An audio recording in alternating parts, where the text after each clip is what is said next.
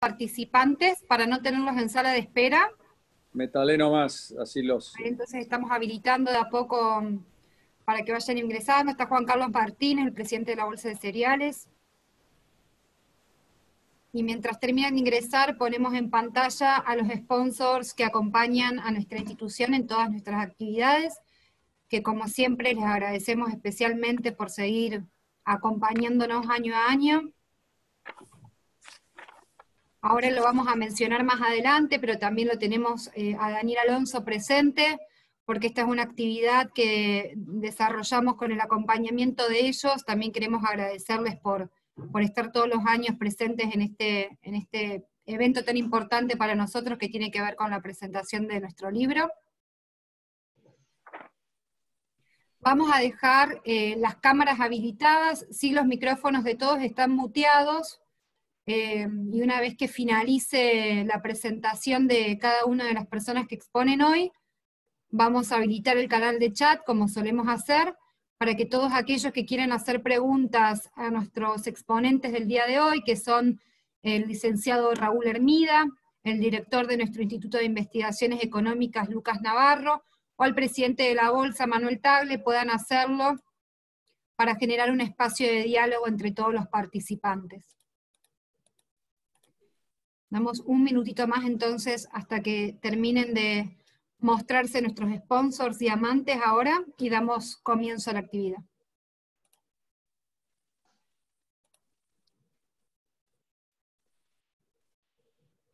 ¿Está entrando ya entró mucha gente ya o todavía falta? Tenemos unos 70, pero van entrando ahora en estos minutitos.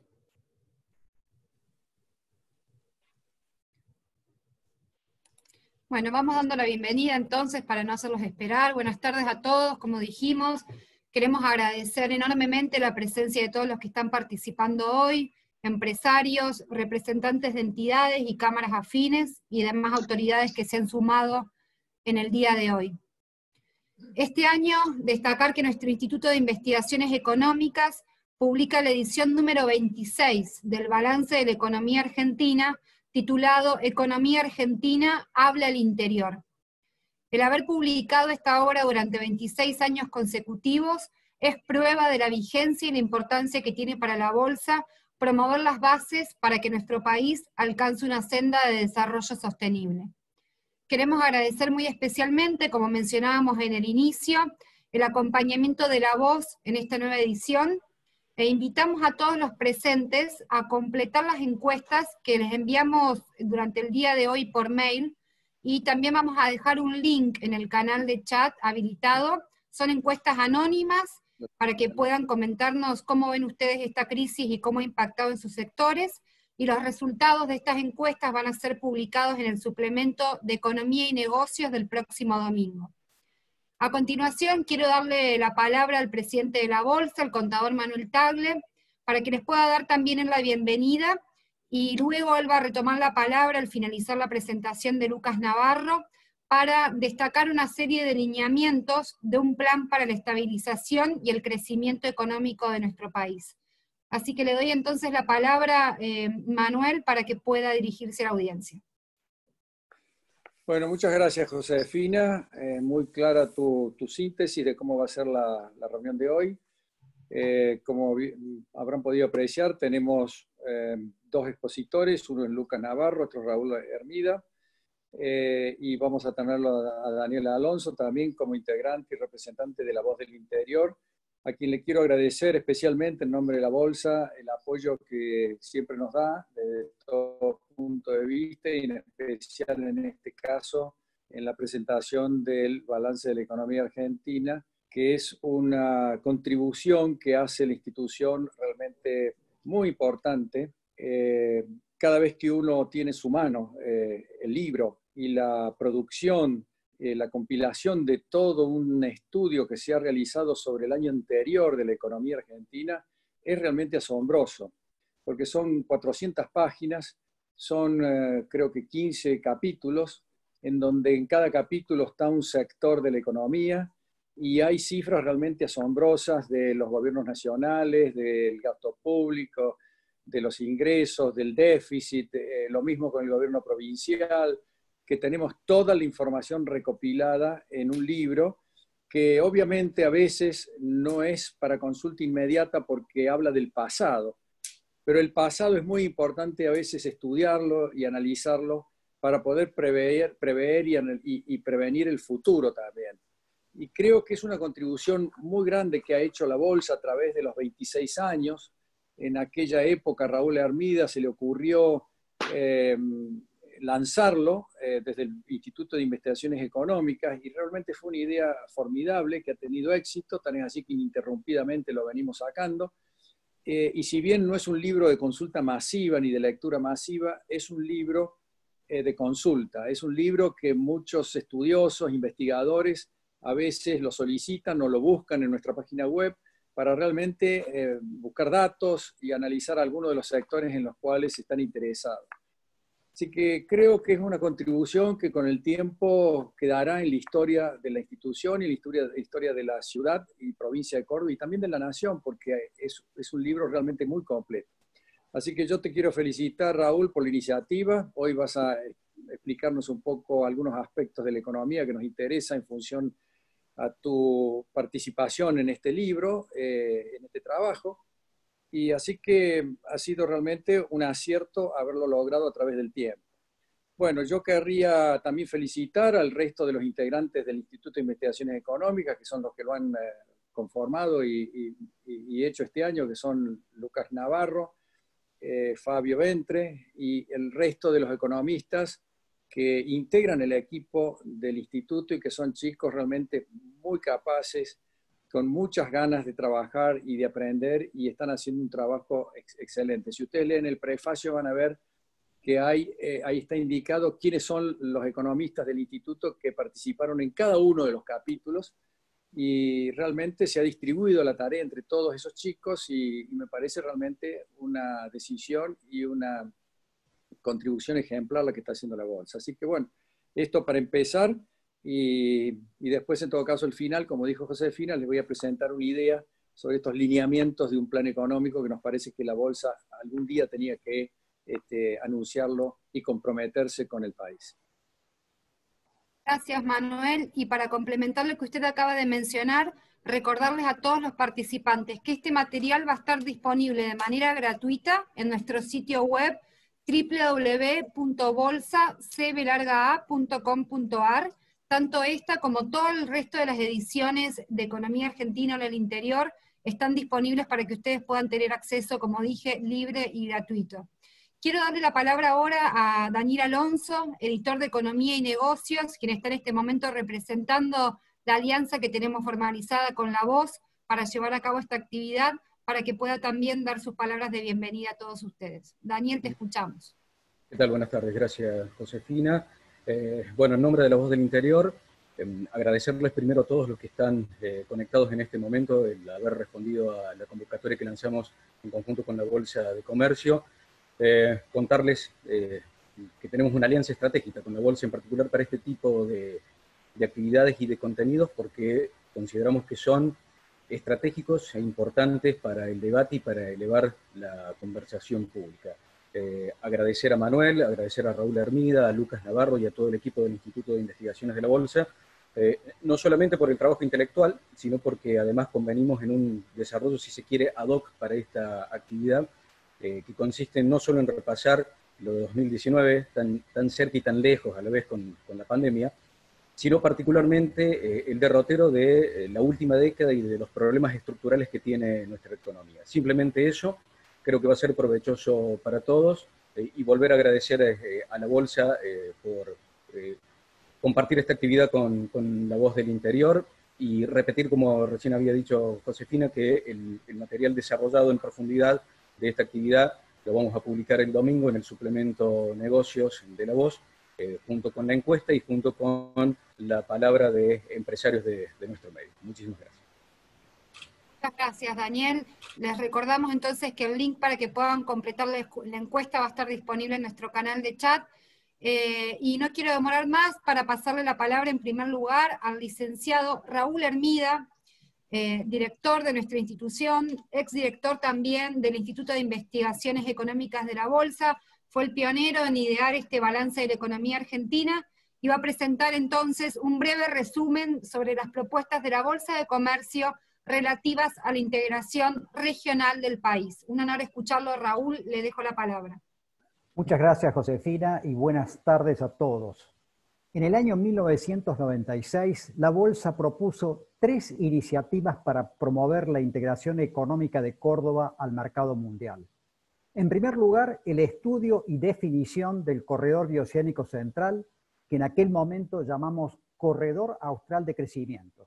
En segundo lugar, la región centro, que propusimos en conjunto con el Instituto de Federalismo de la Academia Nacional de Derecho y Ciencias Sociales de Córdoba, y por último, la revalorización de las hidrovías de la Cuenca del Plata.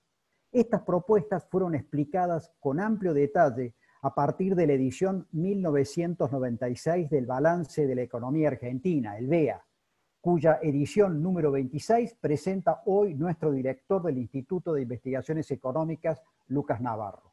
En mi presentación voy a tratar una parte del BEA 2019, el tema de la integración. Nuestra región centro es el eslabón del medio del Corredor Bioceánico Central y tiene la oportunidad de integrar sus conglomerados productivos y sus cadenas de valor hacia el oeste con Chile, hacia el este con Uruguay y el sur de Brasil, y hacia el norte con las jurisdicciones subnacionales de los países de la Cuenca del Plata que se encuentran sobre las hidrovías Paraguay-Paraná, Paraná-Tieté y la hidrovía del río Uruguay. En este contexto, durante la próxima reunión del corredor organizada para septiembre próximo por Río Grande do Sul en Porto Alegre, se tratarán, entre otros temas, el desafío de la digitalización de las cadenas de valor y de las normas y códigos esenciales para el comercio exterior. El Banco Mundial sostiene que si Argentina se integrara más al mundo, podríamos aumentar nuestra tasa de crecimiento un 2,22% anual por encima de la que corresponde al escenario base, proyectando esos valores hasta el año 2030. Para lograrlo, deberíamos eliminar todas las retenciones a la exportación, reducir el arancel externo común del Mercosur y las barreras no arancelarias internas, profundizando las reformas a las licencias de importación. De esa manera, aumentaríamos la tasa de crecimiento que estimó nuestro ministro de Economía, Martín Guzmán, desde el 1,7% anual, como puede apreciarse en el cuadro de la derecha, a casi el 4% por año. El Banco Mundial también sostiene, a través de los resultados de su modelo de equilibrio general computable, que la vigencia del acuerdo Mercosur-Unión Europea podría incrementar el comercio exterior del país en un 80% hacia el año 2030. Asimismo, dice que un tratado de libre comercio con la Alianza del Pacífico, o sea, Chile, Perú, Colombia y México, aumentaría el valor del comercio exterior en un 25%. Argentina viene disminuyendo sus exportaciones desde el año 2011 como consecuencia de la falta de dinamismo exportador y de los menores precios de las commodities, lo que reduce la disponibilidad de divisas con que cuenta el Banco Central. En las proyecciones del ministro de Economía, el nivel de reservas de Argentina no llegaría más allá de los 80.000 millones de dólares durante la presente década. El balance incorporó desde sus comienzos el tema de las exportaciones y la inversión en la provincia de Córdoba. Por ejemplo, en la página 173 del BEA 1995 se aprecia uno de los 4 cuadrantes de un cuadro con aquellas exportaciones cordobesas más importantes y que más crecieron en el periodo 1991-1994. Entre ellas estaba el rubro tractores y de maquinaria agrícola. Decíamos en aquel entonces que Córdoba tenía la gran oportunidad de exportar por la hidrovía hacia la amplia región agrícola interior sudamericana, hace 25 años. También es interesante ver la lista de inversiones que recibía Córdoba en las 13 páginas del capítulo 15 del BEA 1997, una de las cuales se muestra en la diapositiva. Hoy tal vez ahorraríamos unos pesos en el costo de impresión del libro. El tema de exportaciones también interesa a otros países. Por encargo de la Confederación Nacional de la Industria Brasilera, la más poderosa de todas las instituciones empresarias de Brasil, se realizó en nuestro país vecino un interesante estudio sobre las consecuencias que tendría Brasil en el caso de abandonar el Mercosur. Podrían llegar a perderse exportaciones por 67.300 millones de dólares, puede verse en la parte más abajo del cuadro, un monto similar a todo lo que exporta anualmente Argentina. Además, se perderían 2,4 millones de empleos y se produciría una disminución de 52.000 millones de reales en salarios, reales de hace un par de meses cuando se terminó el trabajo. El Banco Mundial, en otro de los recientes trabajos sobre Brasil, sostiene que el país podría aumentar su Producto Interno Bruto en un 1,9% por encima del escenario base, reduciendo el arancel externo común y las barreras no arancelarias, acordando con la Unión Europea y la Alianza del Pacífico. Un caso similar al de Argentina. Es interesante observar cómo cambiaron las exportaciones de la región centro entre el año 1997 y el año pasado. Se duplicaron considerándolas en dólares constantes del año 2019, como puede verse en la última línea. Sin embargo, siguen concentradas en los granos tradicionales del sector agrícola y su procesamiento en un 64% del total. El sector metal mecánico y vehículos crecieron bastante menos que el resto. Debe destacarse el sector frutas, hortalizas, legumbres y sus preparados, donde Córdoba aporta principalmente a través de la producción de garbanzos. En dólares constantes, la exportación de legumbres en la provincia pasó de 1,8 millones en el año 1997 a un promedio de 74,3 millones anuales en el periodo 2017-2019. Si bien la exportación de servicios se incrementó en línea con el total general, en valor absoluto, como veremos más adelante, queda rezagado respecto a otras jurisdicciones. Nos preguntamos entonces si se podría imprimir un mayor dinamismo a las exportaciones de la región centro. Teniendo en cuenta que el grueso de las exportaciones proviene del sector agroindustrial, el problema principal es la presión impositiva. Argentina es el único país en el mundo que transfirió ingresos acumulados desde agroindustria al resto de la economía. No es de extrañar entonces que la diversificación agroindustrial haya sido tan pobre. El Banco Mundial y la empresa PricewaterhouseCoopers publican todos los años un informe denominado Paying Taxes, y nuestro país siempre figura como el de mayor presión impositiva del mundo después de la unión de las Comoras. El informe no tiene en cuenta el impuesto inflacionario.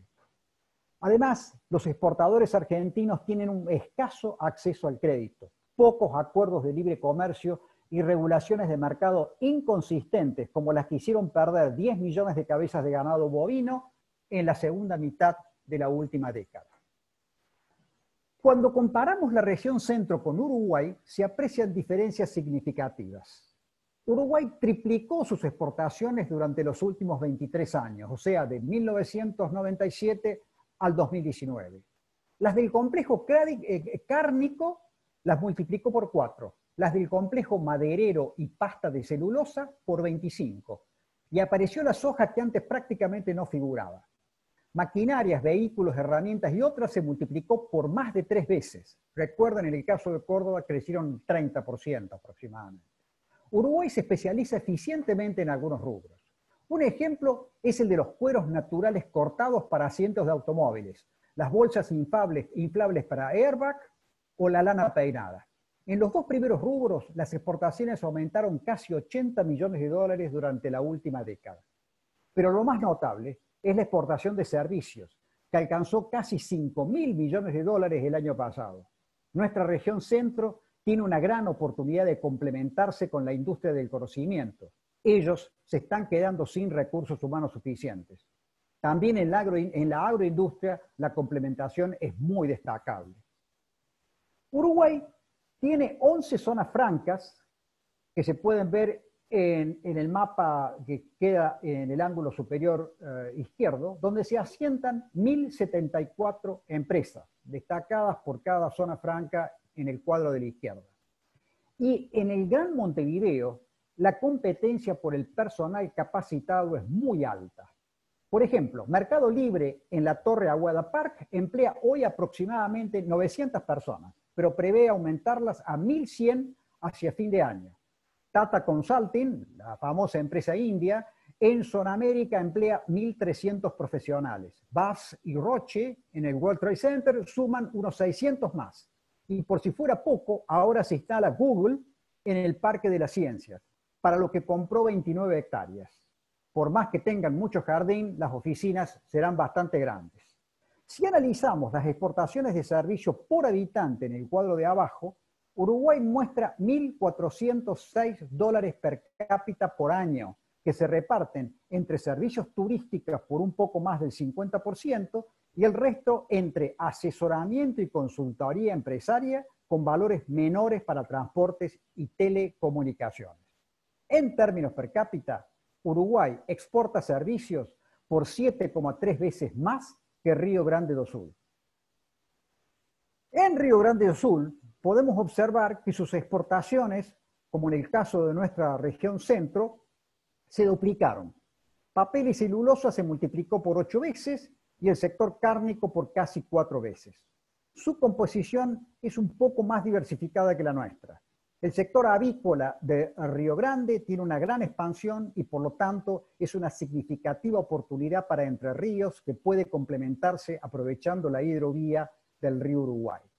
Metalfor, PLA, Balanza Cook, Doble T y otras empresas, además de productores agrícolas argentinos y cordobeses, se han instalado en el sur de Brasil. El agricultor gaúcho no tiene retenciones, por el contrario, recibe subsidios del gobierno y son muchos. Como ya dije, Córdoba tiene a través del puerto de Rosario una fantástica oportunidad de acceder a Paraguay, Bolivia, los 3 estados del sur de Brasil, más Goiás, Mato Grosso y Mato Grosso do Sul, exportando, por ejemplo, trigo mejorador de alta calidad para la mezcla molinera, maíz con un rendimiento por hectárea que en Brasil no se consigue, maquinaria y equipos para la agricultura, biotecnología y otros tantos productos y servicios. En el cuadro de la izquierda de la pantalla pueden ver que el Plan Hidroviario Estratégico de Brasil figura que las cargas a transportar por el río Paraguay, que forma parte de la hidrovía Paraguay-Paraná, alcanzarían 20 millones de toneladas en el año 2031. Sudamérica tiene más de 60.000 kilómetros de hidrovías potencialmente navegables, que en las próximas 2 o 3 décadas comenzarán a despertar. Por último, observemos los rasgos generales de la evolución de las exportaciones de la región central de Chile. Tuvo el mayor crecimiento de todas las regiones que componen el corredor, incluyendo Nuevo Cuyo y la República del Paraguay, que aquí por razones de tiempo no vamos a analizar. Multiplicó sus exportaciones por 3 y las de fruta y horticultura por 9. Algo muy difícil esto último para una región que tiene poca tierra y donde casi no llueve. A pesar de ello, la región central de Chile tiene concentradas sus exportaciones en muy pocos rubros, básicamente en minería. Fíjense en minerales y manufacturas, $15.638. Y esto es un problema, ¿no? Sin embargo, aún así, Chile es un ejemplo de inserción económica internacional en términos de acuerdos de libre comercio alcanzados, del monto de exportaciones sobre su Producto Interno Bruto y de la formación de un bloque económico exitoso, la Alianza del Pacífico. Tenemos con esta región grandes posibilidades de intercambio por la complementación de ambas ofertas exportables.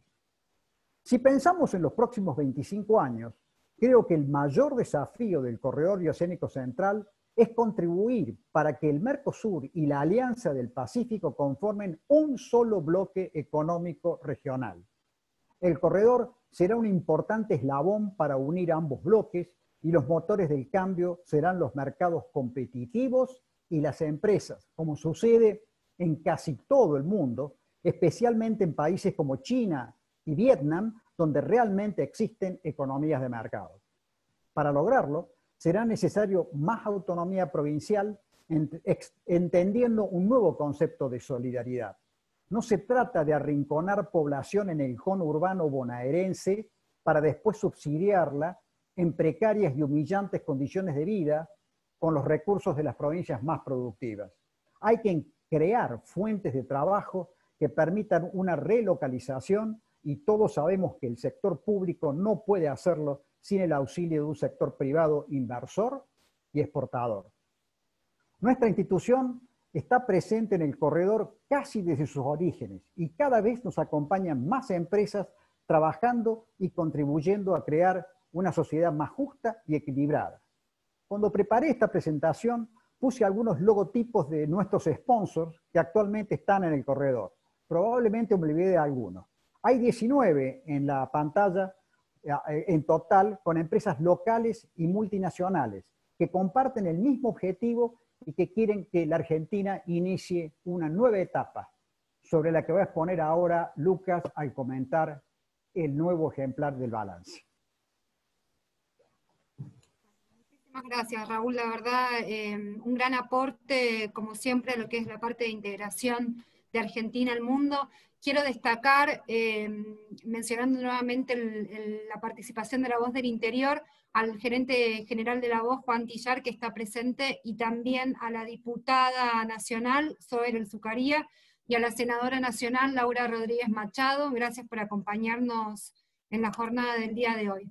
Bueno, ahora sí llegó el momento de presentar al director de nuestro Instituto de Investigaciones Económicas, Lucas Navarro, quien nos brindará un panorama económico del país y su perspectiva en el contexto de la crisis global del COVID.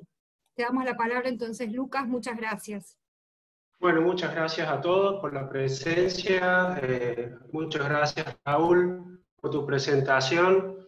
Para nosotros es un honor continuar con tu obra, básicamente, la obra que iniciaste. No quiero dejar de aprovechar la oportunidad de agradecerle a todo el equipo del Instituto de Investigaciones Económicas, que como bien dijo Manuel y también Raúl, es un grupo de economistas y de personas excelentes que básicamente hacen entusiasmarse respecto al futuro de nuestro país.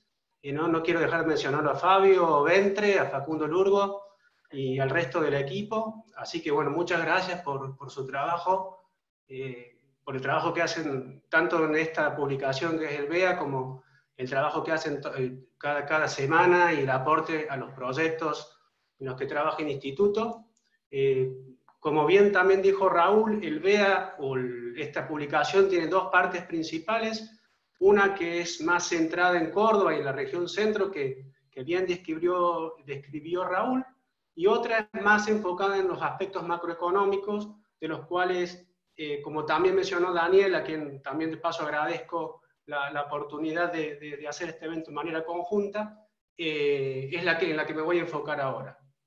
Entonces, miremos qué pasó en la última década y con el producto per cápita real, o sea, el ingreso per cápita en el mundo, en la última década. O sea, como ven ahí en ese gráfico, creció un 40%. O sea que cada habitante del mundo, del planeta en promedio, es 40, o era 40% más rico a fines de la década en relación al 2010. Cuando uno ve la diferencia entre lo que pasó en países avanzados y en países emergentes y en desarrollo, ven que los países emergentes y en desarrollo crecieron más, o sea, se hicieron más ricos a una tasa más alta. Latinoamérica parece algo rezagada en esa tendencia de crecimiento, con diferencias entre países como Chile y Uruguay, que lideraron el crecimiento, y un país importante para la región como Brasil, pero que tuvo un crecimiento modesto. Y después ustedes se preguntarán qué pasa con Argentina, y ahí ven la evolución de lo que es el PIB por habitante de Argentina en la última década. Desde el año 2014 el ingreso por habitante de nuestro país está estancado. En los últimos años, incluso con las últimas crisis a las cuales estuvimos afectados, ese ingreso per cápita cayó. Es decir, el producto por habitante de 2019 en nuestro país fue 6% inferior al del año 2010. Entonces aquí es donde nos preguntamos por qué, qué pasa, qué hay detrás de este desempeño macroeconómico bastante desfavorable. Bueno, este desempeño macroeconómico se manifiesta por una muy frecuente e intensa digamos, cantidad de recesiones en nuestro país. En nuestro país las recesiones ocurren muy a menudo. Básicamente la mitad del tiempo, cerca de la mitad del tiempo, en los últimos 40 años, el país vio reducir, contraer su actividad económica respecto a los años previos. Esto marca una alta vulnerabilidad de la economía argentina a shocks que, en lugar de dejar efectos temporarios, dejan efectos permanentes y podrían estar explicando este estancamiento. Esto es muy distinto a lo que ocurre en países de ingreso medio y alto, en donde las recesiones ocurren en no más del 20% del tiempo, cuando uno las observa a esas economías con una mirada de largo plazo. Algo justamente que ocurre en países que se acercan al desarrollo y países desarrollados, y que explica por qué los ciclos son menos frecuentes y también menos pronunciados que en nuestro país, tiene que ver con lo siguiente. En esos países, por ejemplo, cuando hay una recesión, es posible para las familias y para las empresas acceder al crédito, porque son países que tienen mercados de crédito, mercados financieros desarrollados, y de esa manera, con el aumento de deuda o con aumento de acceso al crédito, se puede suavizar el impacto en consumo de las recesiones. De la misma manera, los gobiernos también pueden acceder al financiamiento. Entonces, en esos momentos malos también expanden el gasto. También se activan mecanismos de protección que vienen dados por la institucionalidad de las políticas públicas de esos países, y en consecuencia el consumo fluctúa mucho menos que el producto, y la actividad económica es menos volátil. Esas economías pueden recuperarse más rápidamente de los ciclos recesivos. En Argentina no ocurre nada de lo que les acabo de decir. Tenemos un mercado financiero muy poco desarrollado, no tenemos acceso al crédito, y cuando ven la dinámica del consumo en esos 40 años que les estoy mostrando, observan que en 2 de cada 3 años el consumo fluctuó, varió más que el producto. Les comentaba algo de que en países desarrollados el gasto público se mueve en sentido contrario a los ciclos económicos, es decir, cuando son los momentos buenos, el Estado ahorra, gasta poco, en momentos malos, el Estado gasta más, y de esa manera protege a la población y evita que los ciclos dejen huellas, dejen heridas económicas duraderas. Bueno, aquí miren lo que pasa con el gasto público. El gasto público sigue al PIB, es procíclico, solo de 3 de cada 10 años en los últimos 40 años tuvo ese comportamiento deseable contracíclico, y en definitiva entonces tenemos una economía con bajo acceso al crédito, con un diseño de las políticas públicas que no es efectivo, y en definitiva dejan al país y a los gobiernos con limitada capacidad de protección a la economía en momentos malos como el que estamos viviendo. El momento actual es elocuente para ejemplificar lo que les estoy contando. Tenemos un Estado que sí, efectivamente, y de manera oportuna, expande su paquete de medidas para proteger a las empresas, a las familias, pero ese paquete de medidas es insuficiente si uno lo compara con los de otros países, e incluso al no tener acceso al financiamiento, tiene que ser financiado con emisión monetaria, algo de lo que les voy a hablar más adelante. Pero algo también que se destaca en la serie que les acabo de mostrar, y sobre todo mirando en la última década, es que ocurre cosas que no pasaban antes. O sea, en la historia hasta 2010, cuando ven la evolución del gasto público y de la actividad, ven que aproximadamente se mueven juntos. Lo que pasa en esta última década es que se desacopla el crecimiento del gasto público de lo que es la actividad económica. La actividad económica permanece estancada, como ven en ese gráfico, y por otro lado ven que el consumo del sector público, el gasto público, se expande de una manera desproporcionada. Aquí podemos hacer una salvedad: no todo el incremento del gasto público es indeseable, pero gran parte sí lo es. Entonces tenemos un sector público, un gasto público que representa una proporción mucho mayor de la actividad que produce la economía. Tenemos al mismo tiempo una inversión privada que está estancada en la década y que incluso tiene una tendencia decreciente. Eso es un efecto típico que uno encuentra, que cuando aumenta mucho el gasto público, eso desincentiva la inversión privada, lo conocido por los economistas como el efecto crowding out. Y al mismo tiempo ustedes se preguntarán cómo se financia ese incremento del gasto público. Bueno, eso se hizo a través de un fuerte crecimiento de la presión tributaria, pero dado el desmedido crecimiento del gasto, no fue suficiente.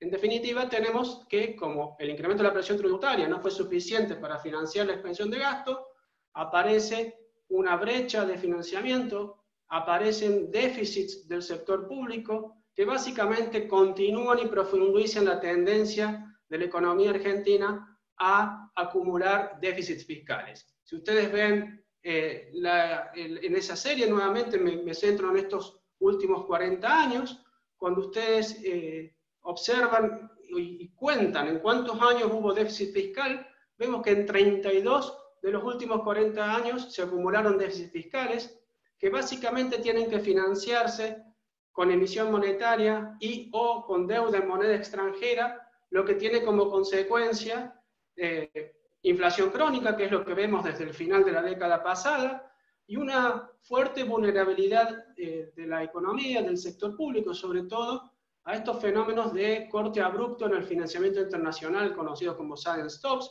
que básicamente contribuyen a aumentar la frecuencia y la intensidad de las recesiones que yo les mostraba antes.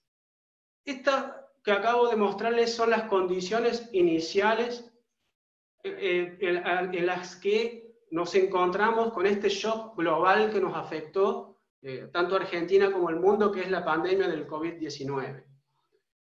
El impacto en nuestra región se sintió con mayor fuerza en el mes de abril. Ahí tienen información de los países que tienen datos de actividad económica, y para el mes de abril y muestra, digamos, la tremenda contracción en la actividad económica que vemos en ese mes. Cabe mencionar y hacer una aclaración o una mención al tipo de shock económico que está afectando a las economías en este momento. Esto es un shock sanitario, un shock de salud que tiene características únicas. Es un shock de oferta porque obliga a dejar de producir a muchos sectores. Es de demanda porque al mismo tiempo hay, digamos, menor interés y menor, digamos, interés en demandar ciertas actividades, y hay efectos heterogéneos entre sectores, o sea, sectores que producen bienes y servicios no esenciales y que requieren alta interacción social en la producción y que no pueden realizarse de manera virtual, son sectores mucho más afectados que otros sectores de carácter esencial o que pueden adaptarse mejor a las restricciones de distanciamiento. ¿Por qué es importante hablar de la naturaleza del shock? Porque la respuesta de política óptima, en definitiva, debiera moldearse en virtud de las características del shock que nos está afectando en este momento. Aquí se habla mucho de la pandemia versus cuarentena. Yo creo que aquí las dos cosas impactan. Hay sectores en donde la pandemia impacta más que la cuarentena y otros en donde la cuarentena impacta más que la pandemia. Por ejemplo, en la construcción, si ustedes ven en otros países, la caída de la construcción no ha sido tan fuerte como en Argentina, lo cual sugiere que el efecto cuarentena es importante en un sector que puede adaptarse sin tantas dificultades a producir bajo las nuevas normas de distanciamiento. En sectores como sector terciario, o sea, restaurantes, hoteles, servicios, ahí el efecto es más pandemia que cuarentena. Aún si flexibilizamos las actividades, la demanda en esos sectores va a seguir baja, y esto me llega a decir que, en definitiva, este shock se va a superar cuando se llegue a una solución al problema sanitario, cuando se obtenga una vacuna, cuando se llegue a una cura al problema. Lo digo esto fundamentado en algo que se está viendo en muchos países del mundo desarrollado, que es que hay segundos brotes y que un poco generan dudas respecto a cómo sigue la situación a futuro, ¿no es cierto? Pero más allá de eso, los datos de Argentina marcarían que lo peor en términos del impacto en actividad de la pandemia ocurrió en el mes de abril. Si ustedes ven los datos de movilidad de Google, encuentran que, y comparan la movilidad del mes de abril en relación a antes de la pandemia, ven que la contracción de actividad fue 80% en abril, que luego se fue recuperando en mayo, pero a una tasa decreciente, lo cual tiene que ver con el avance de los contagios en el área metropolitana de Buenos Aires. Más allá de eso, observen en esa línea de arriba, que básicamente muestra que En el mes de abril la actividad era un 70% inferior al momento anterior a la pandemia, y en el mes de julio, o sea, a inicios de julio, está un 30% por debajo de lo que estaba antes de la pandemia. Es decir, hay algunas señales de recuperación, y en ese contexto de una tendencia hacia la recuperación, aunque lenta, debo decir, se observa que la región centro, dada su estructura productiva, menos afectada por la pandemia debido a esta mayor preponderancia del sector agro, sector primario, agroindustria, que no fueron tan afectados, y también gracias a sus políticas efectivas que vienen dando resultados en lo sanitario, es la región y son las provincias que en este momento están dando más impulso a la actividad, a lo que es la recuperación de la actividad luego de lo peor que fue abril. Aquí cabe mencionar, y un poco en relación a lo que les decía antes, dada la naturaleza de este shock que afecta de manera distinta a los sectores, considero que es un error eliminar el IFE o reducir, digamos, de manera uniforme el IFE, eliminarlo en Córdoba y reducir el ATP de manera uniforme en Córdoba. Me parece que hay que tener una visión más sectorial, considerar que hay sectores que más allá de flexibilizar la cuarentena van a seguir siendo golpeados, aún en una provincia como Córdoba, que está en esta fase de flexibilización más grande, y algo que debe tenerse en cuenta para que esta recuperación tome impulso, continúe. Yendo un poquito más a lo que esperamos que pase hacia finales de 2021, bueno, estas son las proyecciones, o esto que ven, son cálculos realizados en base a las proyecciones del Fondo Monetario de actividad para este año y el año próximo. Esas proyecciones asumen que no va a haber un segundo brote de la pandemia, pero aún así lo que puede verse es que los problemas estructurales que les comentaba antes, bajo desarrollo financiero, un sector público que en gran medida es disfuncional, característica también de nuestro mercado laboral, que básicamente en este momento ha incorporado mayores rigideces institucionales y que, si bien protegen los despidos, también van a hacer que se inhiban la creación de empleo. Me refiero a la doble indemnización y a la prohibición de despidos. Bueno, son todos factores que, en definitiva, amenazan o ponen en riesgo la velocidad de recuperación de nuestra economía y determinan, en definitiva, que lo que ven en este gráfico, que aún creciendo, en 2021 el PBI de la Argentina será 11 puntos inferior al de 2017. ¿Por qué tomo 2017 como referencia? Porque fue el último año en que la economía argentina creció. En esta selección de países que ven, el fondo considera a más del 80% de la producción mundial, o sea, de países los más representativos de la producción mundial, Argentina es el segundo país con peor desempeño de estos que ven aquí. O sea, ven que en los países en el mundo la actividad aún luego de la pandemia quedaría 7% encima de antes de 2017, en países emergentes 11% arriba. Bueno, nuestro país aún va a quedar en una situación bastante por debajo de la que teníamos en 2017, algo que tiene que ver con lo que les vengo comentando. Problemas estructurales que están determinando que el impacto de la pandemia sea muy grande y también que retrasan en definitiva la recuperación. Uno de los temas que les mencionaba que retrasan la recuperación es la institucionalidad, las características del mercado de trabajo. Comparen con Estados Unidos, en donde el rebote, digamos, en el empleo ha sido importante.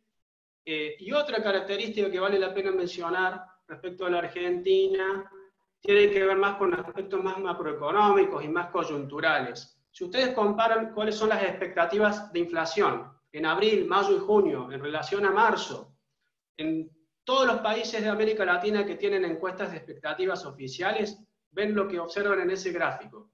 En todos se esperan una desaceleración inflacionaria. Esto tiene que ver con que la pandemia implica un shock de demanda negativo, con que eso, digamos, tiende a hacerle perder dinámica al crecimiento de precios. Se preguntarán qué pasa en Argentina. Pasa todo lo contrario. En Argentina se han ajustado las expectativas inflacionarias al alza. O sea, respecto a marzo, en abril se ajustaron 9,5 puntos porcentuales para arriba la inflación esperada a 12 meses, en mayo 11,5 y en junio 13 puntos. ¿Con qué tiene que ver esto? Tiene que ver nuevamente con los desequilibrios estructurales que les mencionaba. Argentina no tiene acceso al financiamiento y por lo tanto ha debido financiar su paquete de medidas en un contexto en donde los ingresos del sector público han caído mucho por la pandemia con emisión monetaria. Obviamente que se justifica este paquete de medidas para tratar de contener el impacto de la pandemia en empresas, en familias, pero el problema ya tiene que ver con problemas que arrastramos del pasado y que en definitiva han requerido financiar esa expansión del gasto con emisión monetaria. Ustedes se preguntarán, ¿pero qué pasa si la inflación no ha crecido? ¿Por qué estamos tan preocupados por la inflación si la inflación no ha aumentado? Bueno, la inflación no ha aumentado principalmente por dos motivos. No ha aumentado por ahora, pero se espera que se incremente a futuro. No ha aumentado porque la demanda de pesos ha aumentado con la pandemia, los depósitos a la vista han aumentado mucho. Esto quizá también tenga que ver con que muchos trabajadores continuaron recibiendo sus sueldos, se depositaron en sus cuentas y eso en un contexto de cepo cambiario no se ha gastado.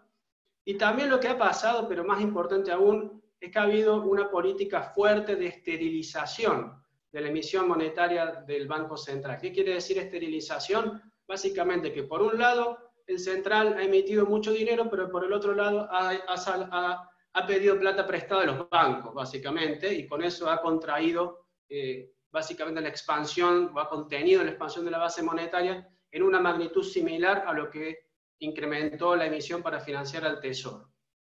Es decir, estos dos factores han ayudado a que la emisión monetaria como un todo no haya explotado en estos meses. La pregunta es qué pasará en los próximos meses. Bueno, por un lado, esta política de esterilización se agota, o sea, se agota en el sentido de que la forma en que podría el Banco Central seguir esterilizando emisión sería ya a costa de reducir los créditos al sector privado. Otra opción es que se recurra a incrementos de tasas de interés para contener la demanda por dólares y generar más incentivos a tener más depósitos y de esa manera poder financiar la emisión para el gasto público, básicamente.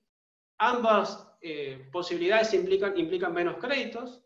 Otra opción es que dejen correr la inflación, lo cual implica deteriorar el poder de compra del salario, entonces retrasar digamos, la recuperación en el consumo. Y en definitiva, en cualquiera de esos tres escenarios, aun cuando se produzcan en mayor o menor medida, se retrasaría o se pone en riesgo la recuperación de la economía del shock de la pandemia. Para cerrar, el resultado del sector público de 2020, en este contexto va a terminar en más de 6 puntos del PIB de déficit. Esto es mucho más de lo que se esperaba, obvio, antes de la pandemia. Aquí cabe mencionar las proyecciones de resultado fiscal que presentó el gobierno cuando hizo la presentación de la oferta de la deuda, digamos, de reestructuración de la deuda en el mes de mayo. El gobierno aspira a un superávit fiscal de equilibrio de 1% a partir del año 2027, como ven ahí. Y aquí la pregunta obvia es, ¿cómo van a cumplir con ese objetivo? Siendo que hay una fuerte presión al aumento del gasto, también asociada por, bueno, todo este paquete de medidas que se está implementando y donde hay resistencias a que se reduzca, en un contexto donde tenemos congelamiento de tarifas, lo cual requiere un creciente gasto en subsidios, y en un contexto en donde además se ha mejorado la oferta de reestructuración de la deuda, lo cual significa que los esfuerzos, digamos, de equilibrio fiscal a futuro se acrecientan en términos esperados. Entonces, no voy a ir en detalle para cuidar los tiempos, pero ahí tienen una lista de ámbitos en donde se deben implementar reformas que harían posible cumplir con el objetivo de alcanzar un equilibrio fiscal estructural. En el ámbito previsional hay espacio para reformas, en el ámbito laboral también, en cuanto a toda la legislación impositiva, también lo que es la administración del Estado, la gestión del Estado, es un ámbito donde se pueden implementar reformas. En todos los ámbitos nosotros desde el Instituto hemos contribuido modestamente con nuestros análisis, que obviamente en distintas ocasiones hemos presentado. pero simplemente los dejamos mencionados como la lista de deberes para poder alcanzar con esos objetivos, y simplemente con eso los dejo. Y muchas gracias. Gracias, Lucas, por tu contribución entonces y la de todo el Instituto de Investigaciones, como vos lo mencionaste al principio.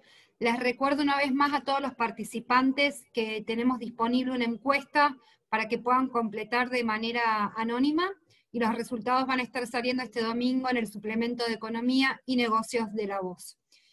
También recordarles que está habilitado el canal de chat para que puedan ingresar sus preguntas, y una vez que finalicemos entonces las presentaciones, armamos el espacio de diálogo. Bueno, como mencionamos al inicio, quiero devolverle la palabra al presidente de la Bolsa, al contador Manuel Tagle, quien en representación de la institución presentará una serie de lineamientos de un plan para la estabilización y el crecimiento económico del país. Así que, Manuel, le habilitamos entonces el micrófono y es un honor escucharlo. Bueno, muy bien. Bueno, ya Raúl, te felicito, muy buena tu exposición. Realmente son temas que están a veces postergados, pero que están latentes, el crecimiento de toda una zona y lo que se podría hacer en toda la región centro y todo lo que es el tráfico fluvial sería realmente impresionante. Y creo que siempre es bueno conocer estos aspectos de posibles desarrollos de la economía argentina en aspectos tan importantes. También Lucas, bueno, muy buena exposición con respecto a números que a veces nos preocupan ver la economía como está, pero yo querría aprovechar estos minutitos que quedan porque todos estamos preocupados, venimos manifestando nuestra preocupación en los últimos ciclos, en las últimas reuniones, en fin, lo que está pasando con el país, lo que vemos que podrían estar pensando sus gobernantes, pero en definitiva la pandemia, por supuesto, ha ocultado muchos de los resultados y de las actitudes del gobierno y de los políticos que están en este momento con la responsabilidad de conducirlo. Pero realmente nosotros venimos insistiendo desde hace tiempo sobre ciertos lineamientos económicos a los cuales nosotros suscribimos y hemos defendido. Y bueno, vemos que cada vez estamos más lejos quizás de que los gobiernos puedan aplicar estos planes de estabilización y de crecimiento que creemos que son los que realmente van a sacar al país adelante en algún momento. Y uno a veces se sorprende y uno dice, bueno, ¿qué pasa? ¿Por qué le dan la espalda? Bueno, no hay convicciones, no hay claridad conceptual, o hay cierto temor a las políticas que son sensatas y racionales y que podrían generar un cierto enfriamiento de la economía para doblegar procesos inflacionarios o doblegar desequilibrios fiscales y desequilibrios estructurales, como acaba de mencionar Lucas. Pero bueno, no sabemos bien. Lo cierto es que este país continúa siendo uno de los pocos países de Latinoamérica y del mundo, por supuesto, que continúan con una altísima inflación, con desequilibrios permanentes. Y nosotros no tenemos que buscar las causas de nuestro permanente fracaso y decadencia en algunos aspectos, digamos, sofisticados. Creo que todo lo que estamos viendo está muy claro, pero falta que alguien realmente lo detecte y lo ponga sobre la mesa y decida realmente ponerlo en marcha. Y sobre todo cuando uno ve que algunas otras instituciones o empresarios están empezando a proponerle al gobierno algunos planes que nos parecen que van a generar una cierta reactivación inicial con recursos que el sector público no tiene, porque si hay algo que sucede en el país es que no hay recursos públicos disponibles después de los grandes desequilibrios que se están generando. Y por lo tanto es una lástima ver que se esfuman las posibilidades de crecimiento y de desarrollo del país. Y otras instituciones, digo, y empresarios están seduciendo con políticas ya conocidas de estímulos artificiales a la demanda, de créditos subsidiados, de bajar las tasas de interés y ponerlas en una posición negativa.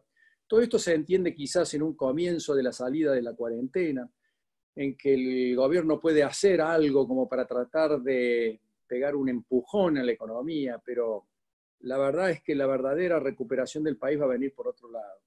Y nosotros esto lo tenemos muy claro y lo queremos expresar y proponérselo al país, aunque parezca medio pretencioso, pero la verdad es que la Bolsa de Comercio de Córdoba viene defendiendo desde su nacimiento estos principios, estas ideas, y creo que si las hemos defendido y estamos tan convencidos, qué bueno es que las sinteticemos en una especie de lineamientos de un plan económico de estabilización y crecimiento consistente, como dice el título ahí en la pantalla. Y si les parece, leo un poquito lo que hemos preparado. Dice: los políticos argentinos tienen una gran deuda con la sociedad, conseguir el nivel de desarrollo que ésta merece en función a su potencialidad, dejando atrás años de frustración y de subdesarrollo. Ante esta situación ofrecemos una propuesta para que la comunidad política, empresaria, sindical y la sociedad civil puedan unificar criterios, resolviendo sus históricas diferencias, otorgándole al país un futuro previsible, consistente y sustentable. Estas medidas que proponemos deberían anunciarse con convicción y visión de futuro mediante un claro liderazgo político capaz de conseguir ciertos consensos.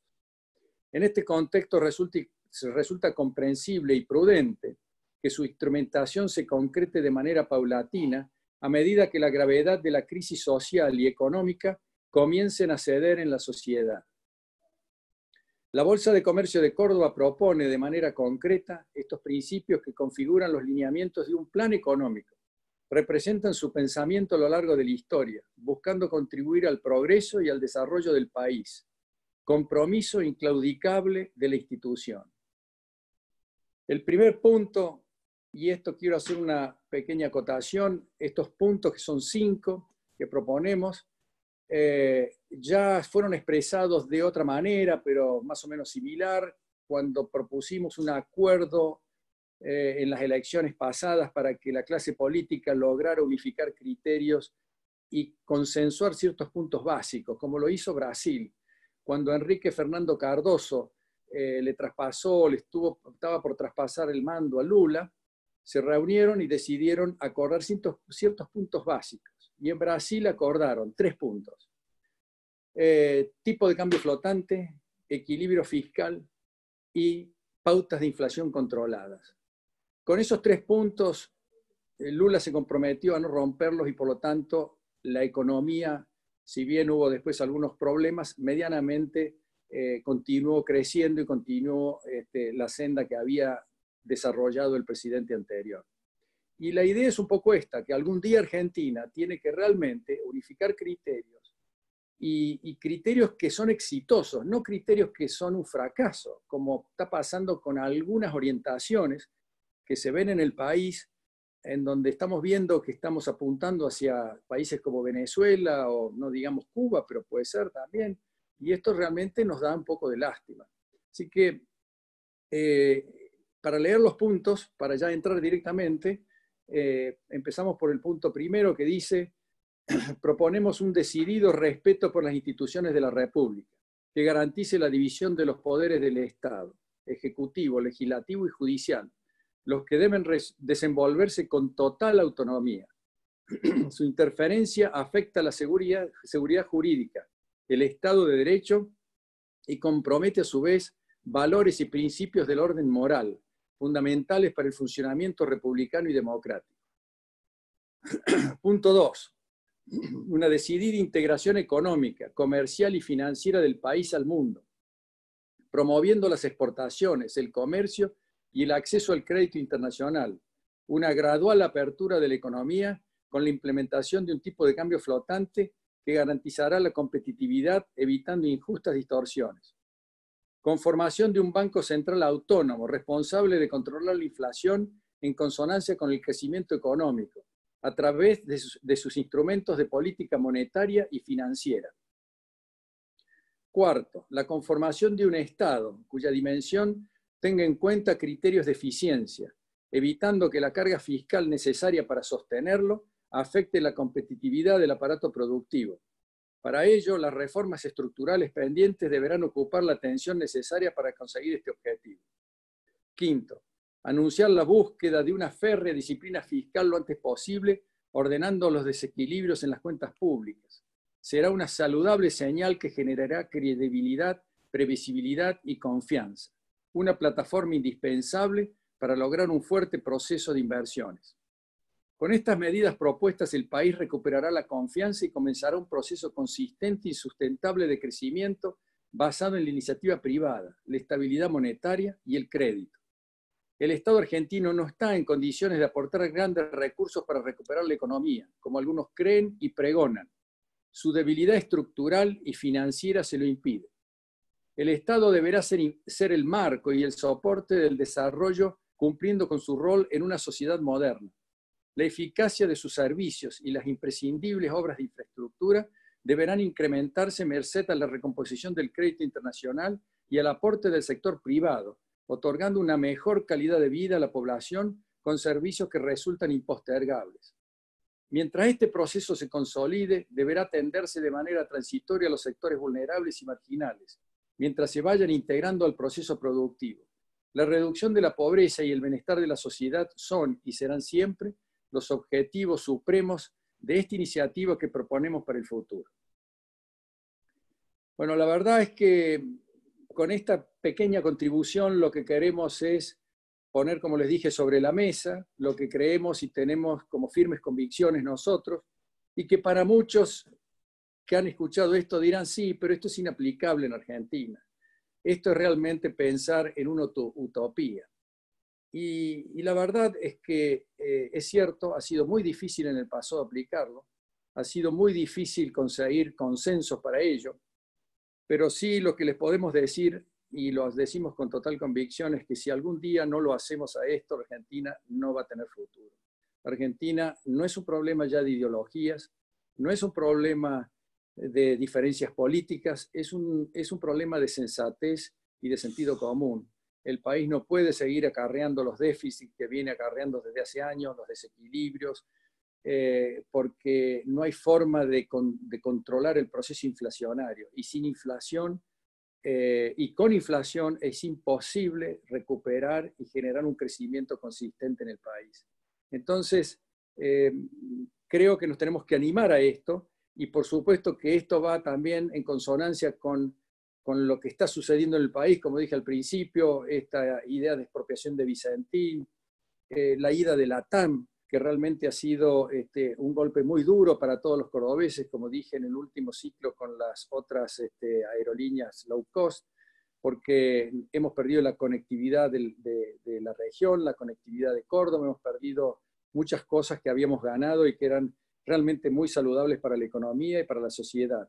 Después tenemos una actitud de la justicia que a todos nos preocupa, que es un atropello al Poder Judicial que debe ser controlado, y hay mecanismos de reacción en la sociedad que están operando y que creo que eso es saludable, así como ha habido jueces que han significado un cierto freno a estos atropellos, y me parece que esto es lo que nosotros tenemos que tratar de valorar y distinguir, porque Argentina tiene que tener en algún momento la posibilidad de reaccionar ante la decadencia en que estamos desde hace tantas décadas.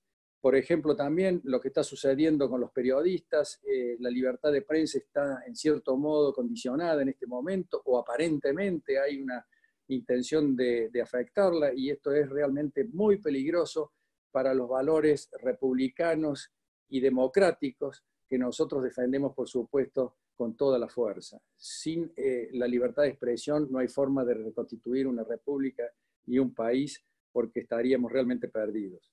Y bueno, simplemente quería tener el gusto de someter estos principios, estos lineamientos, de lo que para algunos tampoco será un plan económico, pero también les quiero decir que ¿qué es un plan económico? Un plan económico es un conjunto de lineamientos, de ideas y de principios que un gobernante o un partido político o un gobierno decide aplicar para fijar un rumbo en el país. Y en este momento el país no está con un rumbo definido. Entonces, nosotros no sabemos hacia dónde vamos. Es el momento de definirlo y de contribuir a que esa definición se concrete de alguna forma racional y sensata. Y por eso es que nos pareció que era el momento de ofrecer estos principios que son conocidos, pero que hay que volver a insistir, hay que estar siempre comprometidos con ellos y saber que la Bolsa de Comercio de Córdoba estará siempre preocupada por el futuro del país y tratando de que estos principios y estos valores que hemos defendido durante tantos años no caigan al vacío y en algún momento el país pueda reencontrarse con su destino y con su futuro como todos añoramos. Así que muchas gracias y les agradezco mucho la presencia.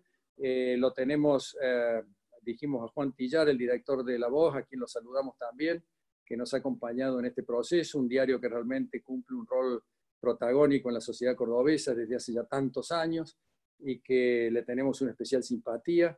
Así que, Juan, en nombre tuyo y también de Daniel Alonso, les agradecemos mucho siempre lo que hacen en todo sentido y estaremos en contacto, seguiremos luchando, seguiremos preocupados por el país que todos tenemos y que creemos que tenemos que no aflojar. Muchas gracias a todos.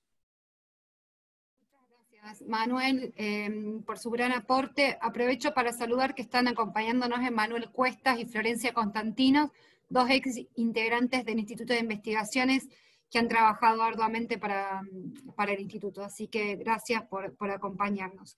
Pasamos ahora, si les parece entonces, a las preguntas. Les recordamos que está habilitado el canal de chat para que puedan ingresarlas. Y la primera pregunta se la vamos a hacer al licenciado Raúl Hermida. Raúl, la consulta es lo siguiente. ¿Por qué si la región centro duplicó sus exportaciones desde 1997, las del país no han acompañado este proceso? Aguarde que no le estamos escuchando y le estamos habilitando el micrófono. Ahora sí. Sí, Josefina. Bueno, hay varias razones, ¿no? Pero como usted me pasó la pregunta unos minutos antes, aproveché para tomar algunos datos. Argentina en el año 1997 había exportado en dólares actuales 41.000 millones de dólares. El año pasado exportó 65.000 millones de dólares. O sea, el incremento fue del 55% cuando en la región centro observamos un crecimiento del 111%, duplicamos el crecimiento del país desde la región centro. ¿Por qué? Bueno, básicamente porque la región centro es agroindustria y la agroindustria es el sector por lejos más competitivo que tiene el país, reconocido en todo el mundo, un sector con una competitividad a veces casi increíble, porque con retenciones del 35%, seguir vendiendo lo que vende la región centro es realmente admirable. Sector automotriz también, hay un intercambio muy importante, hay parte del sector automotriz que se radica en Santa Fe y en Córdoba, que también juega un rol importante. Pero, ¿por qué el país no tuvo la fuerza que tuvo la región centro? Bueno, porque en el resto de los sectores no hubo una diversificación de las exportaciones y una política de exportaciones durante los últimos 25 años. Tal como lo demostró Lucas, Argentina, por otra parte, tiene un nivel de volatilidad altísimo que destruye las nuevas iniciativas exportadoras. Y hay una presión impositiva muy elevada que obliga a las pymes muchas veces a eludir o directamente evadir, lo que es muy difícil en la exportación. Y observando el caso de Chile o de Uruguay, por ejemplo, la gran fuerza exportadora ha venido de las pymes poco a poco. Pero quisiera señalar un tema más de mucha importancia, la cultura empresaria exportadora que se observa en el interior de las provincias de Santa Fe, Entre Ríos y Córdoba.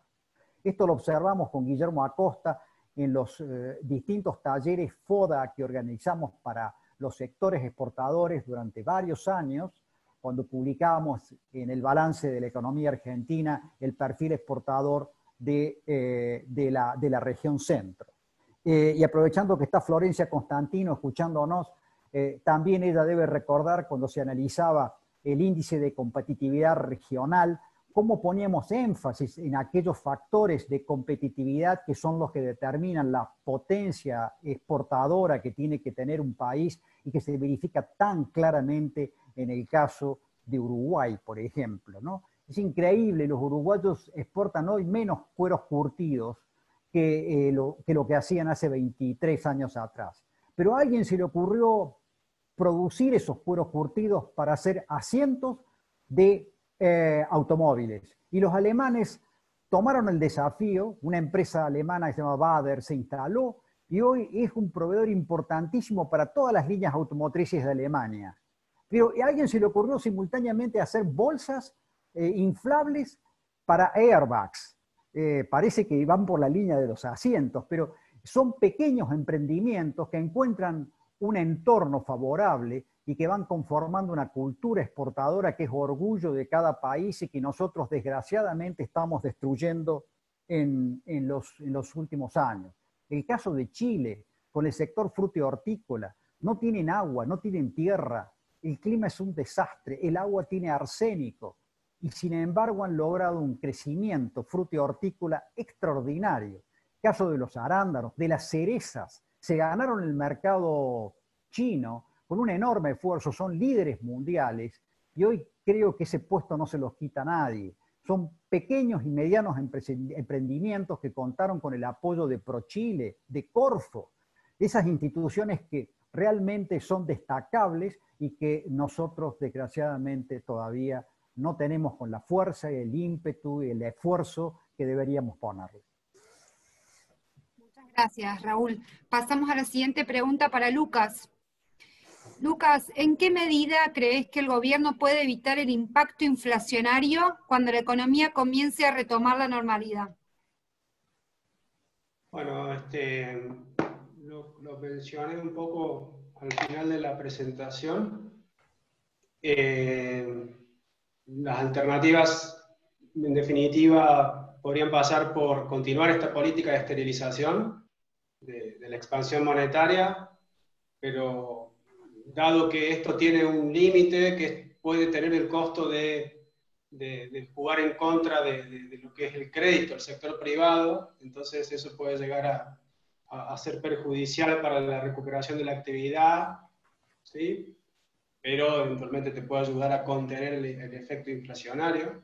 Y por el otro lado, la otra opción podría llegar a ser también que haya un incremento más marcado de las tasas de interés, algo que de hecho vienen haciendo en los últimos meses. Lucas, ¿crees que un acuerdo por la deuda, un acuerdo en la deuda, aunque sea parcial, puede cambiar el escenario proyectado para la pospandemia? Yo creo que un acuerdo por la deuda, no sé un parcial, porque bueno, depende quién quede fuera, pero o seguir avanzando con un acuerdo por la deuda, eventualmente también te puede ayudar a quitar un poco de presión al mercado cambiario y eso también te puede tolerar un poquito más de espacio para lo que es la política monetaria y evitar que el impacto inflacionario sea más fuerte. O sea, claramente yo creo que puede ser un alivio. No va a ser altamente beneficioso, pero puede ser un alivio. Lo que sí estamos seguros de que no llegar a un acuerdo por la deuda o seguir dilatándolo no ayuda. Raúl, continuamos con usted. ¿Cómo puede Córdoba aprovechar la integración con la región a través de la hidrovía Paraná?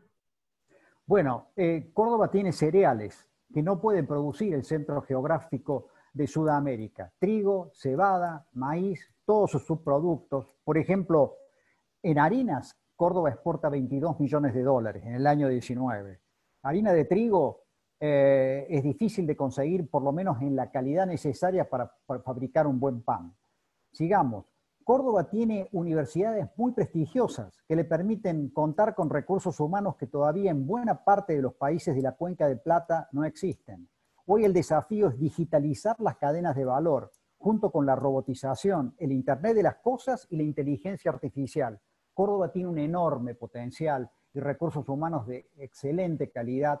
La Universidad de Córdoba, en la cual yo estudié, es una universidad de enorme prestigio, una de las primeras en América, y realmente hemos perdido el ímpetu que teníamos.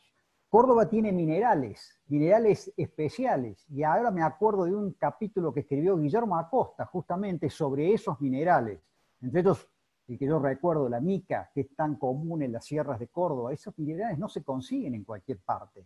y puede exportarlos y puede haber una exportación muy interesante. Córdoba es una productora manicera de primer nivel y sabemos que Córdoba, juntamente con un par de países, son líderes mundiales en la producción de maní. Córdoba tiene lácteos, tiene quesos, tiene yogures, leches preparadas, exporta en leches preparadas solamente 83 millones de dólares. Tiene caseína, albúminas, gelatinas y sus derivados, 74 millones de dólares. Miel, 23 millones de dólares. Implementos agrícolas, maquinarias, ya no fabricamos tractores y tampoco creo que mucha maquinaria agrícola, pero podemos volver nuevamente a retomar ese nivel. La región centro de Sudamérica, el centro geográfico de Latinoamérica, está creciendo de una manera espectacular. Y sabemos bien que la hidrovía tiene un recorrido de 3.422 kilómetros entre Nueva Palmira y Cáceres. Seguimos un poco más allá y vamos a Nuevo Rosario, son 600 kilómetros más. Podemos llegar cerca de la cuenca del Amazonas. Allí hay una población creciente que necesita productos de clima templado y de regiones que tienen una tradición universitaria y de formación de recursos humanos con la que ellos todavía no cuentan. Muchas gracias, Raúl. Manuel, una para usted, si le parece. ¿Cómo recibió la propuesta de Domingo Cavallo ayer en la Fundación Mediterránea para que los economistas de Córdoba, incluidos el Instituto de Investigaciones de la Bolsa, IDESA y ARAF, trabajen en un plan económico conjunto? Bueno, nosotros estábamos ya pensando, por supuesto ya teníamos preparado para presentar lo que acabamos de presentar, que son los lineamientos de plan económico sobre nuestras bases de principios y conceptos que nosotros, por supuesto, venimos defendiendo. Y creo que va en consonancia con lo que dijo Cavallo, porque en el fondo Córdoba tiene una serie de institutos que son prestigiosos, como el de la Bolsa, como la Fundación Mediterránea, Liberal, y hay otros más, y creo que se podría hacer algo. Es a veces difícil unificar los criterios finos, pero de todos modos hay, como acabo de expresar en los 5 puntos de esos, criterios gruesos, en los que estoy convencido que estamos de acuerdo. Y la idea que uno ha tenido con esta presentación es de que muchos recojan este guante y digan, pero si yo estos puntos estoy de acuerdo, bueno, entonces unifiquemos criterios y tratemos de unirnos y juntarnos para poder plantear algo un poquito más profundo que con el tiempo puede ser interesante con visión de apoyo al gobierno y al país. Pero bueno, por ahora es un primer paso, es un paso en donde estamos diciéndole a la sociedad y a la comunidad empresaria, acá estamos, pensamos de esta forma, estos son nuestros principios, y son distintos a los que tienen algunas otras instituciones, en el caso de Buenos Aires, que por supuesto nos parece que van por el camino equivocado y que lo van a hacer al gobierno fracasar seguramente si se entusiasma con esos lineamientos. Manuel, ¿cómo cree que debería ser el tablero político argentino para poder llevar adelante las políticas que mencionó hoy? ¿Qué sector del oficialismo podría liderar eso y qué rol debería tener la oposición? Bueno, la verdad es que son preguntas difíciles, pero muy interesantes, porque uno no sabe qué tienen en la cabeza algunos de los gobernantes que hoy día tienen la responsabilidad de estar al frente de la conducción del país. Y la verdad es que por ahora lo único que hemos visto es ambigüedades, vacilaciones y contradicciones. Es decir, en un momento han sido críticas de las políticas actuales o las políticas kirchneristas, y en otro momento, como ahora, están promoviéndolas. Me parece que la situación es tan delicada en la Argentina y la escasez de recursos públicos es tan importante que cualquier gobernante va a tener serias dificultades para intentar hacer lo que no se puede hacer en el país ya, y va a tener que ordenarlo al país, porque si no vamos a tener una hiperinflación, vamos a tener un descontrol que es desde todo punto de vista nefasto. Entonces, no sé qué es lo que puede pasar en el futuro, pero yo espero que así como Mujica en Uruguay respetó la economía de mercado de Tabaré Vázquez y Bachelet, que socialista, respetó la economía de mercado de sus antecesores, y al cabo de decir que Lula respetó los principios más o menos básicos de Enrique Fernando Cardoso en Brasil, ¿por qué en Argentina no podemos tener una dosis de sensatez en la clase gobernante que decida cambiar,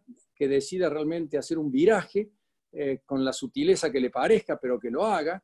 Y, por supuesto, unirse con la oposición, unirse con sectores moderados que lo están esperando al gobierno o a los que tienen la responsabilidad de dirigir el país para que estas políticas, en definitiva, se puedan concretar.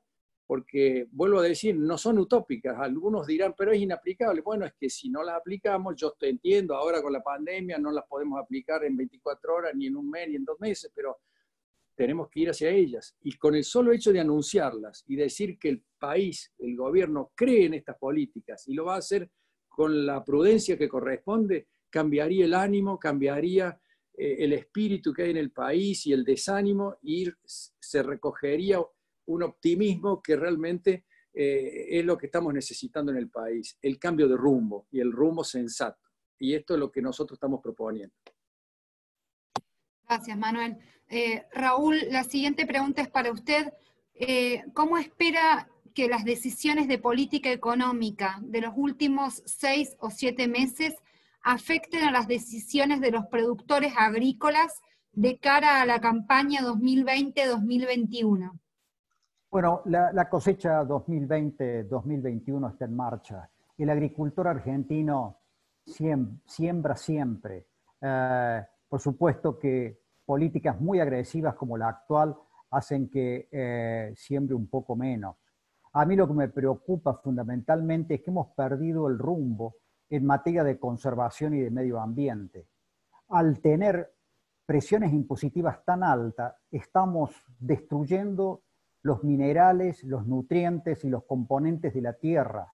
Estamos consumiendo el capital del sector agroindustrial, el capital en recursos naturales. La tierra hoy en día hay que tratarla con mucho cuidado. No hay curvas de nivel, por ejemplo, en Entre Ríos, que es muy ondulado.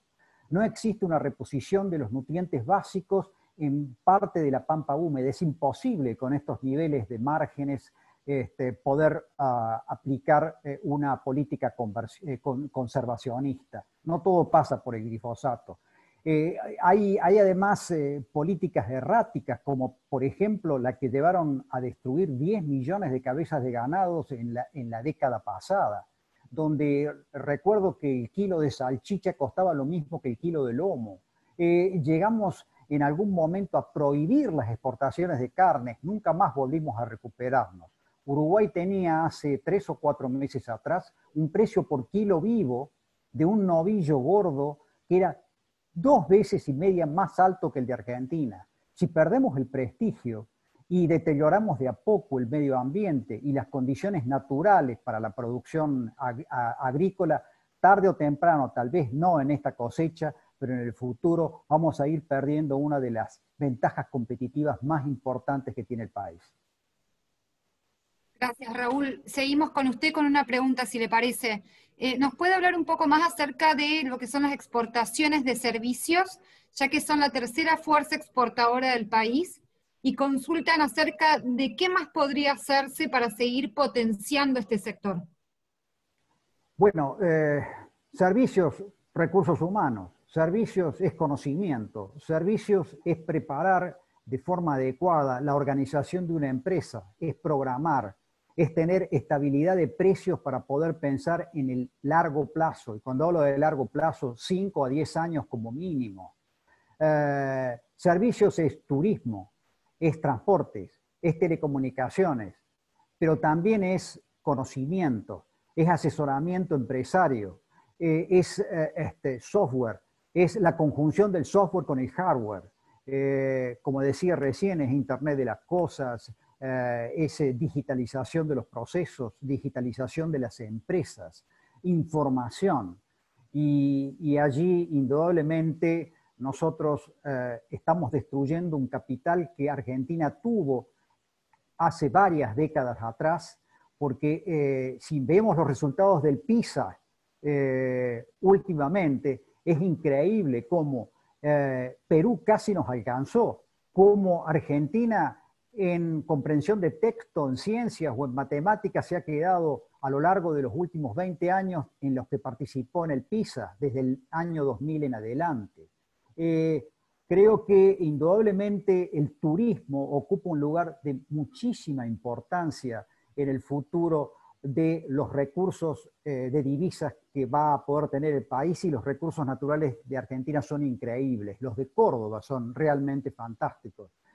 Ahí hay que trabajar mucho, pero en forma ordenada, sin un marco macroeconómico equilibrado, sin una perspectiva de largo plazo, sin un plan económico, es imposible que surjan los emprendimientos. Argentina no crea pymes. Si comparamos el número de pymes cada 1000 trabajadores ocupados, en el caso de Chile, Chile crea aproximadamente 10 a 15 veces más pymes por año de las que crea Argentina. Y las pymes no surgen como consecuencia del medio ambiente o del clima. Las pymes surgen cuando se les dan todos los elementos fundamentales y necesarios para ir estructurando una nueva organización productiva basada en la planificación de largo plazo.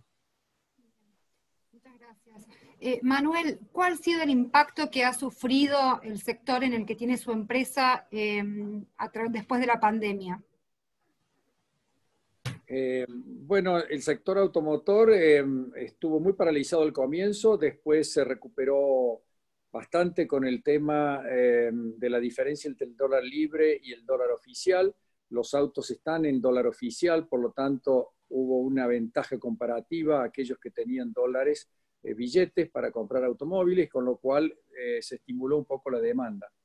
Entonces eso fue a partir de fines de abril, mayo y parte de junio. Sobre el final de junio los stocks se acabaron porque no ha habido mucha producción, pero además se acabaron porque el gobierno está con restricciones a la importación, restricciones de dólares, y por lo tanto está limitando las importaciones de autos.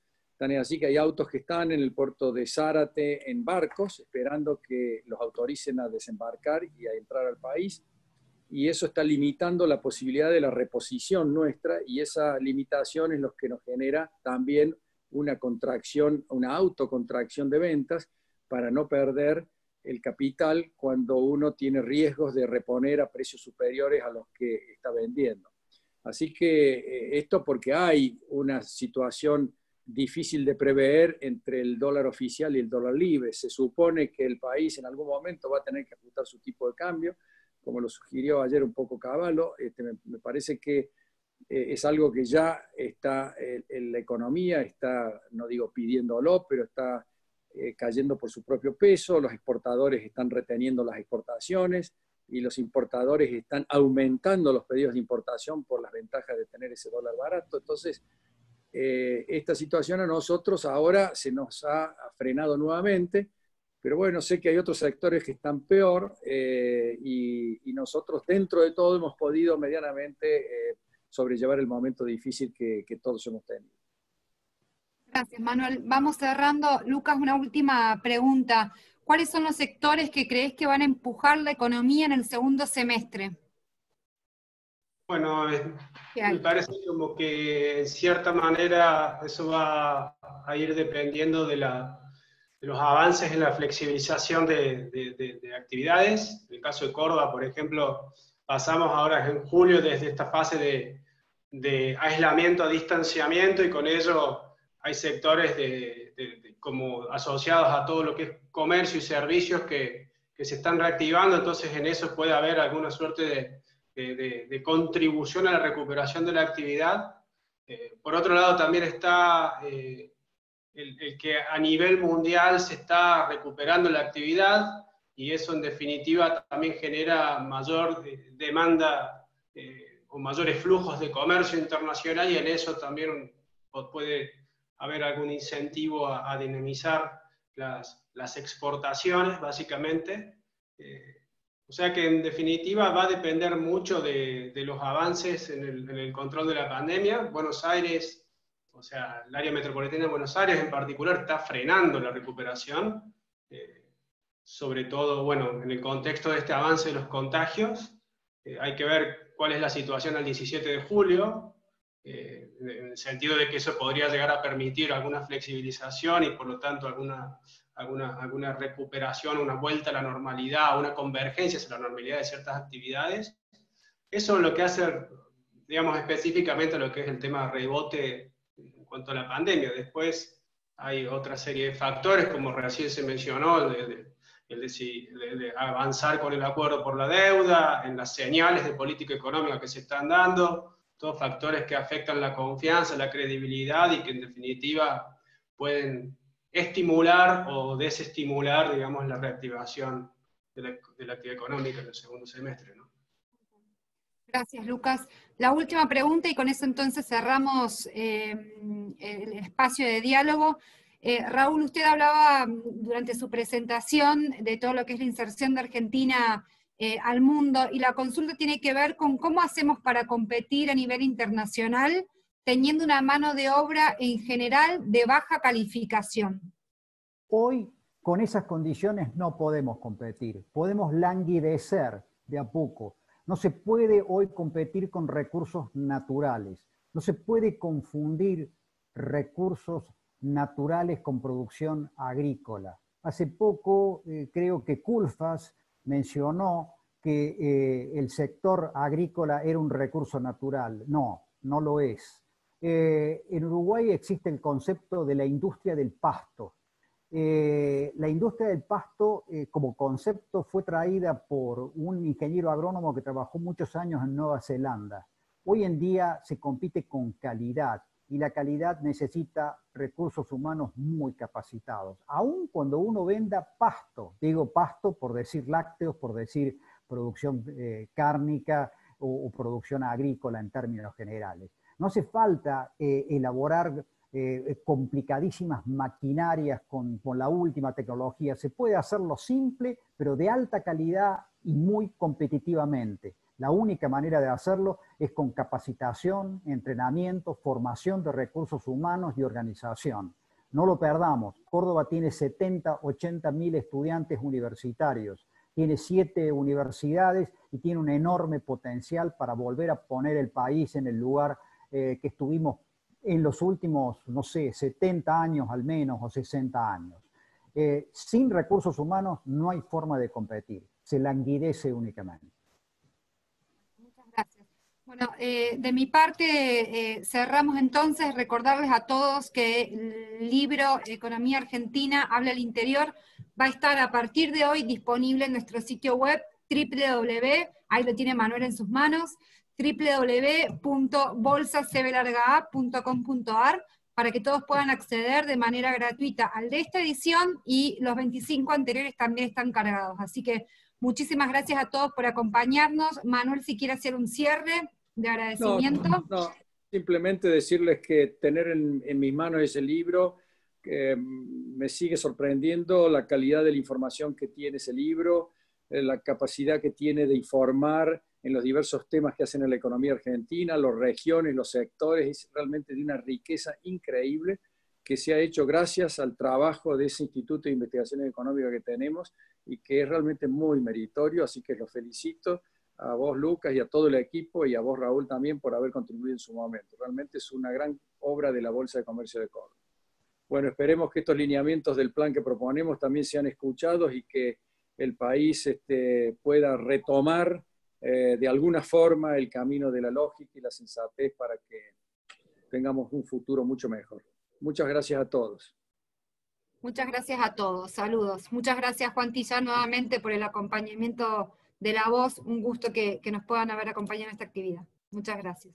Bueno, gracias y saludos a todos. Nos veremos.